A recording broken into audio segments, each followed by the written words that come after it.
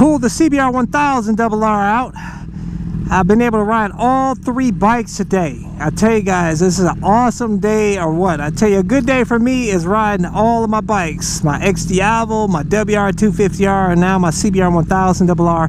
But anyways, in this video, I wanted to talk about, full exhaust versus slip-on.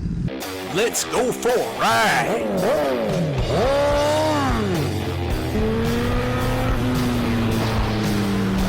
Watching CycleCruza's all-in-one motorcycle channel. Subscribe today. In that video that I did not too long ago where I talked about top 5 waste of money mods, and I mentioned a full exhaust as being, in my opinion, being a waste of money. But I wanted to tell you guys that, share my opinion on why I think that's so, at least for some bikes. So I kind of want to backtrack on that a little bit. And because for this particular bike, this is a 2012 CBR 1000 II, as you guys know. For this bike, it's unnecessary to do a full exhaust on this bike. Oh man, this bike feels so different compared to riding my XD Diavo, which I just got off of. Oh, it feels like I'm getting ready to do a push-up and on a little tiny bike, I tell you. But I feel really at one with this bike compared to the XD Diavo. All 3 of my bikes are awesome, but it's really cool to have 3 totally different feels. But for the 2008 through 2013 CBR 1000 RR, the catalytic converter is in the exhaust can. So when you take the exhaust can off and you put the slip-on on, you are eliminating the catalytic converter on this bike. Now for 2014 and newer, from my understanding, the catalytic converter is part of the header. So it makes sense in that case to remove the full, remove the exhaust, full stock exhaust, and then put an aftermarket full exhaust.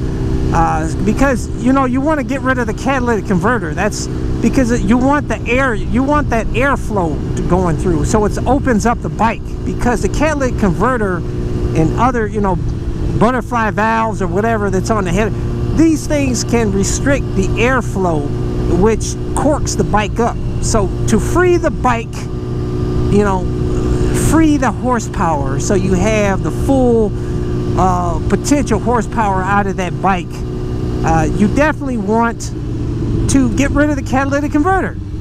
So from my understanding, like I told you guys, at least I know with my bike, the 2012, the catalytic converter is in the exhaust can. So when you put a slip-on on, you are removing that, and it's unnecessary to replace the stock headers.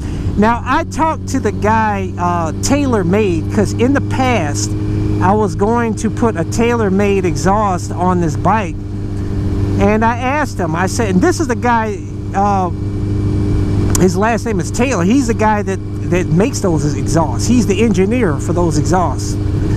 And he told me, because I was looking for a sponsorship at the time, and I ultimately decided not to go with his exhaust. But I asked him, I said, should I go with the full exhaust? He told me it's unnecessary with my particular model year bike. He said that those stock headers are just fine. You're not going to make any gains by putting aftermarket headers on my particular bike. Now, like I told you guys, sometimes the catalytic converter is built into the built into the headers. So in that case, of course, you want to do the full change over to a full exhaust. It only makes sense. So I'm kind of was wrong with that particular video, because really I was just kind of talking about my bike. I didn't realize there's a bunch of other different bikes out there, and oftentimes you have to remove the whole full exhaust because it comes as one piece sometimes. So I apologize for that. So I admit when I'm wrong, but I wasn't fully wrong, because there are bikes out there like mine where the catalytic converter is in the exhaust can. and all you need to do is remove that and put a slip-on on. But anytime you do put a full exhaust on your bike, you definitely want to have that. You want to get some sort of a fuel controller, you know, like the Power Commander, and have it tuned. You don't have to necessarily have it tuned at the shop, but you know, on a dyno, because oftentimes they will have a map for your particular full exhaust, you know, that's already pre-mapped, that you just download from you know, Power Commander's website. But really, you probably want to have a custom tune, because they'll do it just right, where they can squeeze out the full amount of potential power out of that bike. So it completely will even out that air-fuel ratio, have it just right for you. So I would recommend that you get a dyno tune if you do plan on getting a full exhaust. Now with a slip-on, it's really unnecessary to get a Power Commander. You don't need it. You know, it just depends on the exhaust, the slip-on though. I did not you know, add a Power Commander on this bike. I just had the straight up Hyperflow, which was actually is custom for this bike. It has the S-bend in the pipe. It has the back, create some back pressure here, so that you don't end up with the idling issues like you would with some of the other aftermarket slip-on exhausts, which have been known to affect and I got my turn signal on as usual. I forget I'm not on the Ducati X Diablo S that cuts it off automatically for me. But I've had no issues just putting this Hyperflow slip-on on, which, by the way, I don't think they even make. A lot of you guys told me that they don't even have available for sale anymore on their website. So I don't know if he went out of business or what. But I wasn't sponsored by Hyperflow, by the way. I bought that, and because I decided to go with the Hyperflow because, like I said, it was specifically made for this bike. The TaylorMade was too, by the way, but I don't know, there was some people out there that said they had some issues with the TaylorMade exhaust, and some people said they didn't, but I didn't want to risk it. Everybody said the Hyperflow was awesome, and it has been awesome for me.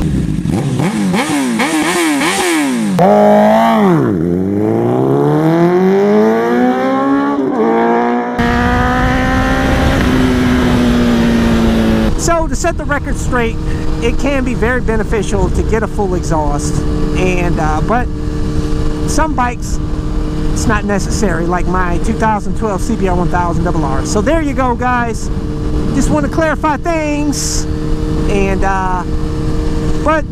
continue to leave comments. You know, I create these videos to incite community discussion so that we can all learn together. And I'm not, you know, I make mistakes sometimes. You know, I'm not perfect out here. I didn't say I was an expert or anything. I just love motorcycles. I love motivating people to get motorcycles, and I'm always learning all the time. I learn a lot from you guys, and I appreciate all you guys. But for those of you guys who want to get my gear, you know, my camo pants, my leather pants, my helmets, gloves, no drag backpack, everything, I always include links in the description and comment section of my videos.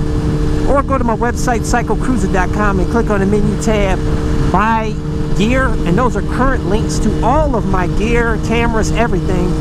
And if you want to see more of my videos, click on the menu tab, My Videos, and those are a bunch of playlists with my over 1,100 plus videos categorized into those playlists to make it easier for you to navigate through, to hopefully find what you're looking for to inform you or entertain you.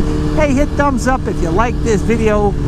Share this video with your friends, guys, and appreciate all you guys.